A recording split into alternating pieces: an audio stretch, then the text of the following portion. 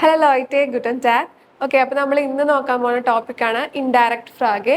എന്താണ് indirect frog?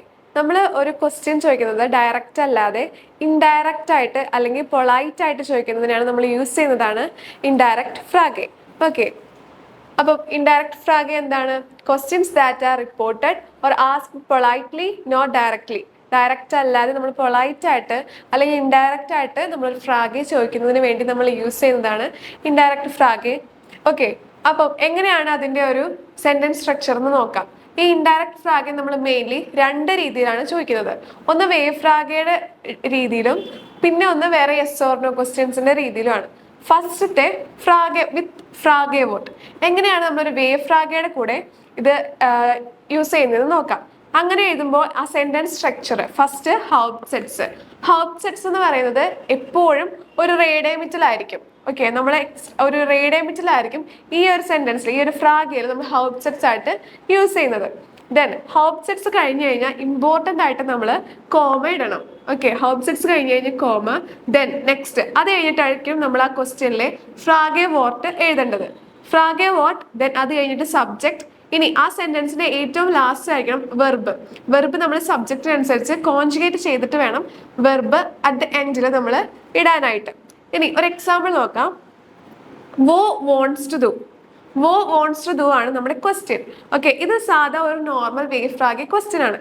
ഇത് നമ്മൾ എങ്ങനെ ഇൻഡയറക്റ്റ് ഫ്രാഗി ആയിട്ട് ചോദിക്കാം.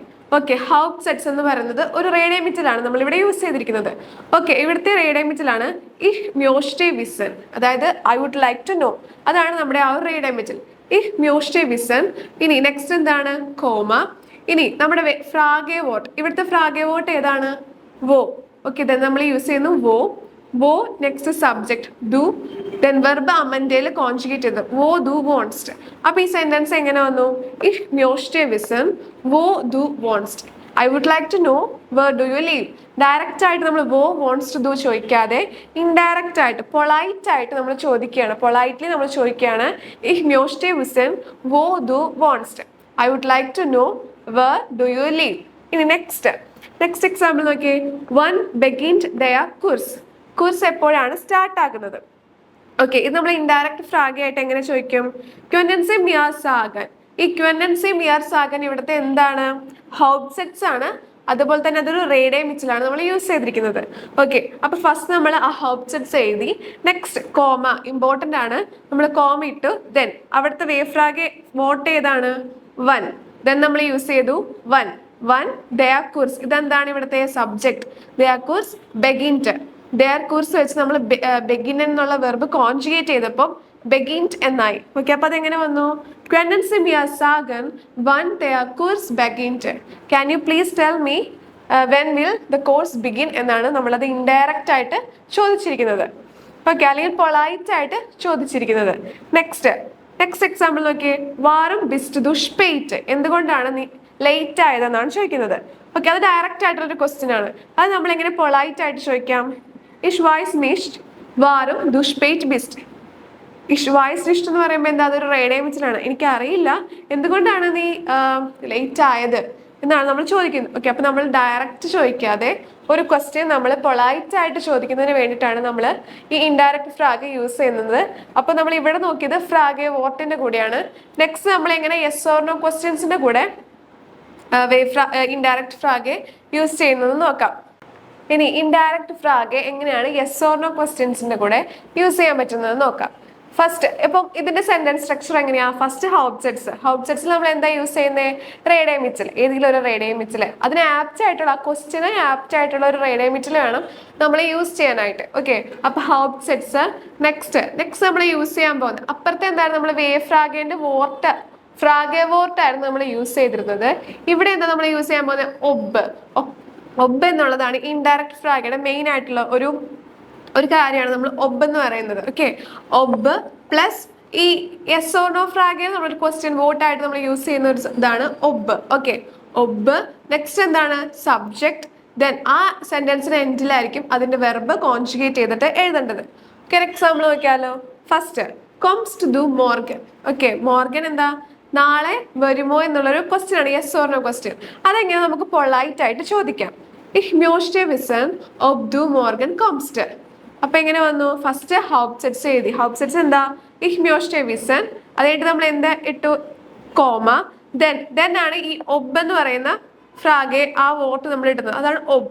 ഒബ്. നെക്സ്റ്റ് എന്താ? സബ്ജക്റ്റ് അവിടുത്തെ ദു ആണല്ലേ. അപ്പം ഒബ് ദു Morgan.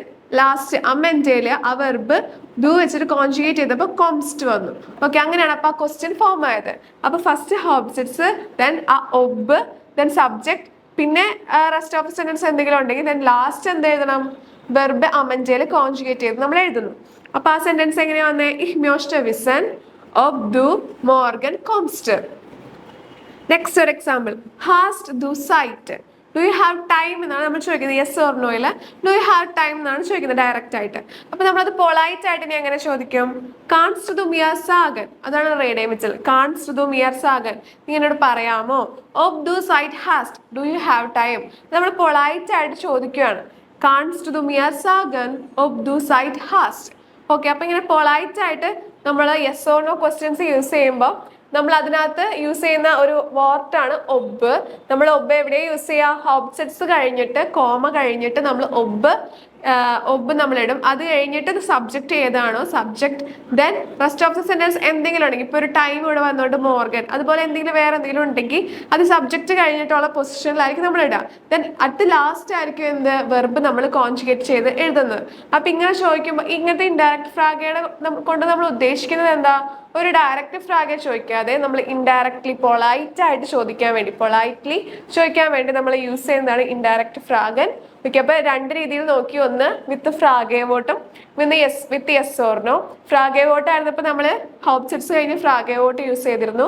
ഒബാണെങ്കിൽ yes or no question ആണെങ്കിൽ ഹോബ്സെറ്റ്സ് കഴിഞ്ഞിട്ട് നമ്മൾ ഒബ് യൂസ് ചെയ്യുന്നു. ഓക്കെ, നെക്സ്റ്റ് നമുക്ക് കുറച്ച് റേഡിയോമീറ്റേഴ്സ് നോക്കാം.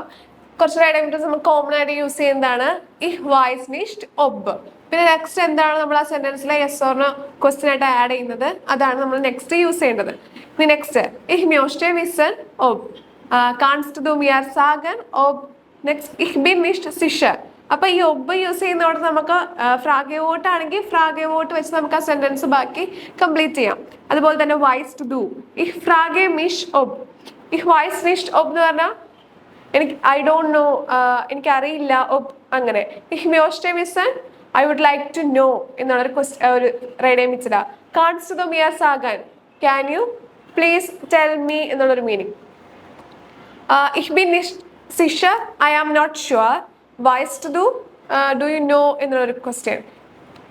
ഓക്കെ, അപ്പൊ അങ്ങനെയാണ് ഈ പറയുന്ന റേഡിയോ മെറ്റീരിയൽസിന്റെ മീനിങ്. അപ്പം ഓരോ വേവ് ഫ്രാഗയ്ക്കും ആപ്റ്റ് ആയിട്ടുള്ള റേഡിയോ മെറ്റീരിയൽസ് യൂസ് ചെയ്തിട്ട് വേണം നമ്മൾ ഇൻഡയറക്റ്റ് ഫ്രാഗൻ ആ ഒരു സെന്റൻസ് സ്ട്രക്ചർ ചെയ്യാനായിട്ട്. ഓക്കെ, അപ്പം ഇതാണ് ഇൻഡയറക്റ്റ് ഫ്രാഗൻ. ഓക്കെ, ഫിൽ ആൻഡ് താങ്ക്.